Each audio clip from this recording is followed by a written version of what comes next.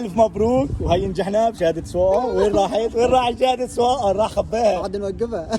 قل لهم كم مرة عدت الامتحان؟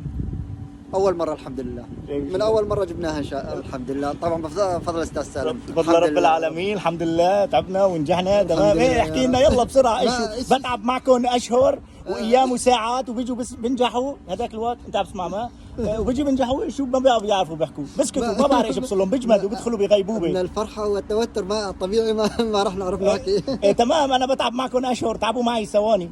والله احلى ورده استاذ سالم بفضل الله وفضلك الحمد لله جبنا النتيجه من كم مرة يا عين عليك من اول مره. ايش بدي اقول اللي ما عنده استاذ سالم يدور على استاذ سالم من زمان. لا خليه منين جايني؟ قل لهم منين؟ منطقة بعيدة. جاي من هون ولا منين؟ انا من فيلسبيبورغ جاي لعندي. ولا اذكركم بشغله هو بجوز نسيانه. اول ما اجى لعندي الشمس بس تقاتل مع المدرسة ومع السكرتيرة. ليش؟ طبعا الحمد لله. هذا اجت تعمل معك؟ ما بدها تحطني يم التركي ويم بتطلع مع غير مدرب. بتطلع مع غير مدرب. قال انا ما بطلع. انا جاي من غير مدينه بس بدي اطلع مع الاستاذ سالم. والحمد لله رب العالمين وتقاتل معهم وكذا وخبرني وقال لي انه انا شلون مسجل عندك انا جاي كرمالك. انا لو بدي اروح على غير مدرسه بروح بسجل بالمدرسه اللي جنبي. ليش ما بتعذب بجي من غير منطقه؟ الحمد لله اخترنا وكان اختيارنا صح. اجت لك قلت له خلص كونك انت هيك مصر تطلع معي انا هذا الشيء بقدره وبحطه وسام على صدري وراح اطالعك لو انا مالي فاضي وبدون ما تستنى واذا بدي اشتغل 75 ساعه بالاسبوع. والحمد لله رب العالمين طلعنا ونجح. وين انا فرحان اكثر منه. مشان العين. لا هي شو اسمه لك وين هذيك الاقامه؟ لا بس التاريخ خف ما حدا عم يصدق. اليوم ايش؟ صحيح يوم ايش؟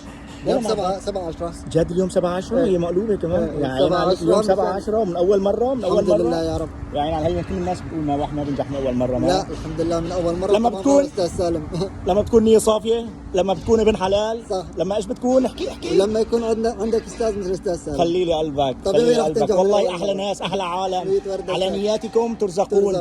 انت انسان نيتك صافيه كانت وابن حلال بقول يا بكل صراحه.